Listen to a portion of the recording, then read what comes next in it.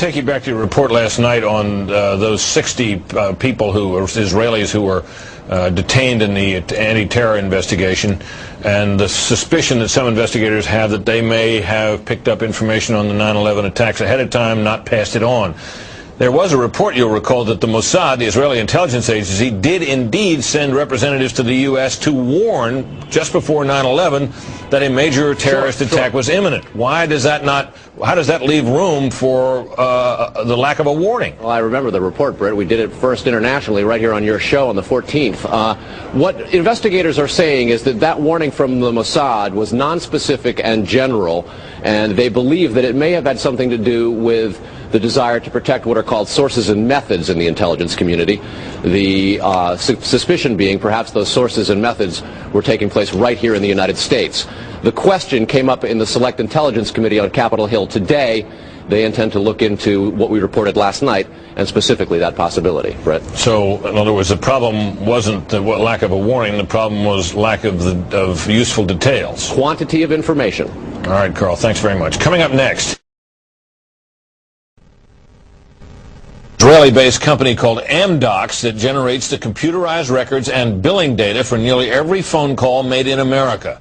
As Carl Cameron reported, U.S. investigators digging into the 9/11 terrorist attacks fear that suspects may have been tipped off to what they were doing by information leaking out of Amdocs. In tonight's report, we learned that the concern about phone security extends to another company founded in Israel that provides the technology that the U.S. government uses for electronic eavesdropping. Here is Carl Cameron's third report. The company is Comverse Infosys, a subsidiary of an Israeli-run private telecommunications firm with offices throughout the U.S. It provides wiretapping equipment for law enforcement. Here's how wiretapping works in the U.S. Every time you make a call, it passes through the nation's elaborate network of switchers and routers run by the phone companies. Custom computers and software made by companies like Comverse are tied into that network to intercept, record, and store the wiretapped calls, and at the same time transmit them to investigators. The manufacturers have continuing access to the computers so they can service them and keep them free of glitches. This process was authorized by the 1994 Communications Assistance for Law Enforcement Act, or CALEA. Senior government officials have now told Fox News that while CALEA made wiretapping easier, it has led to a system that is seriously vulnerable to compromise and may have undermined the whole wiretapping system. Indeed, Fox News has learned that Attorney General John Ashcroft and FBI Director Robert Mueller were both warned October 18th in a hand-delivered letter from 15 local, state, and federal law enforcement officials who complained that, quote, law enforcement's current electronic surveillance capabilities are less effective today than they were at the time CALEA was enacted.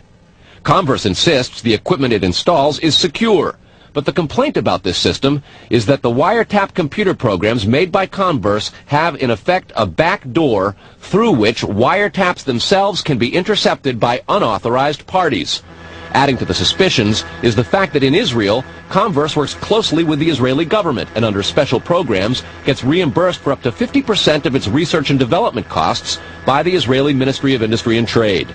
But investigators within the DEA, INS, and FBI have all told Fox News that to pursue or even suggest Israeli spying through Comverse is considered career suicide. And sources say that while various FBI inquiries into Comverse have been conducted over the years, they've been halted before the actual equipment has ever been thoroughly tested for leaks. A 1999 FCC document indicates several government agencies expressed deep concerns that too many unauthorized, non-law enforcement personnel can access the wiretap system. And the FBI's own nondescript office in Chantilly, Virginia, that actually oversees the CALEA wiretapping program, is among the most agitated about the threat. But there is a bitter turf war internally at FBI. It is the FBI's office in Quantico, Virginia, that has jurisdiction over awarding contracts and buying intercept equipment. And for years, they've thrown much of the business to Comverse. A handful of former U.S. law enforcement officials involved in awarding Comverse government contracts over the years now work for the company. Numerous sources say some of those individuals were asked to leave government service under what knowledgeable sources call troublesome circumstances that remain under administrative review within the Justice Department. And what troubles investigators most, particularly in New York in the counterterrorism investigation of the World Trade Center attack, is that on a number of cases, suspects that they had sought to wiretap and surveil immediately changed their telecommunications processes. They started acting much differently as soon as those supposedly secret wiretaps went into place. Brett? Carl, is there any reason to suspect in this instance that the Israeli government is involved? No, there's not, but there are growing instincts and an awful lot of law enforcement officials in a variety of agencies who suspect that and have begun compiling evidence and a highly classified investigation into precisely that possibility. Brett? All right, Carl, thanks very much. On a long-standing government espionage investigation, federal officials this year have arrested or detained nearly 200 Israeli citizens suspected of belonging to a, quote, organized intelligence gathering operation. The Bush administration has deported most of those arrested after September 11th, although some are in custody under the new anti-terrorism law. Cameron also described an investigation into the possibility that an Israeli firm generated billing data that could be used for intelligence purposes, and described concerns that the federal government's own wiretapping system may be vulnerable. Tonight, in part 4 of the series, we'll learn about the improbable roots of the probe, a drug case that went bad 4 years ago in L.A. Los Angeles, 1997. A major local, state, and federal drug investigation sours. The suspects? Israeli organized crime, with operations in New York, Miami, Las Vegas, Canada, Israel, and Egypt. The allegations? Cocaine and ecstasy trafficking, and sophisticated white-collar credit card and computer fraud. The problem?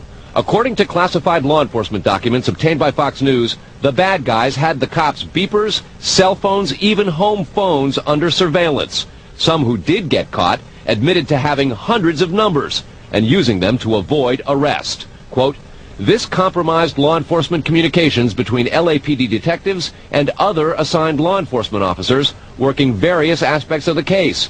The organization discovered communications between Organized Crime Intelligence Division detectives, the FBI, and the Secret Service. Shock spread from the DEA to the FBI in Washington and then the CIA. An investigation of the problem, according to law enforcement documents, concluded, quote, the organization has apparent extensive access to database systems to identify pertinent personal and biographical information. When investigators tried to find out where the information might have come from, they looked at Amdocs, a publicly traded firm based in Israel. Amdocs generates billing data for virtually every call in America, and they do credit checks. The company denies any leaks, but investigators still fear that the firm's data is getting into the wrong hands. When investigators checked their own wiretapping system for leaks, they grew concerned about potential vulnerabilities in the computers that intercept, record, and store the wiretapped calls. A main contractor is Comverse Infosys, which works closely with the Israeli government and under a special grant program is reimbursed for up to 50% of its research and development costs by Israel's Ministry of Industry and Trade. Asked this week about another sprawling investigation and the detention of 60 Israelis since September 11th, the Bush administration treated the questions like hot potatoes. I would just refer you to the Department of Justice with it. I'm not familiar with the report. I'm aware that some Israeli citizens have been detained. With respect to why they are being detained and the other aspects of your question, whether it's because they are in intelligence services or what they were doing, I will defer to the Department of Justice and the FBI to answer that. Beyond the 60 apprehended or detained and many deported since September 11th, another group of 140 Israeli individuals have been arrested and detained in this year in what government documents describe as, quote, an organized intelligence gathering operation designed to, quote, penetrate government facilities. Most of those individuals said they had served in the Israeli military, which is compulsory there, but they also had, most of them, intelligence expertise and either worked for Amdocs or other companies in Israel that specialize in wiretapping. Earlier this week, the Israeli embassy here in Washington denied any spying against or in the United States. Tony? Carl, we've heard the comments from Ari Fleischer and Colin Powell. What are officials saying behind the scenes? Well, there's real pandemonium described at both the FBI, the DEA, and the INS. A lot of these problems have been well known to some investigators, many of whom have contributed to the reporting on this story. And what they say is happening is supervisors and management are now going back and collecting much of the information because there's tremendous pressure from top levels of all of those agencies to find out exactly what's going on. At the DEA and the FBI already, a variety of administrative reviews are underway in addition to the investigation of the phenomenon. They want to find out how it is that all this has come out as well as be very careful because of the explosive nature and very political ramifications of the story.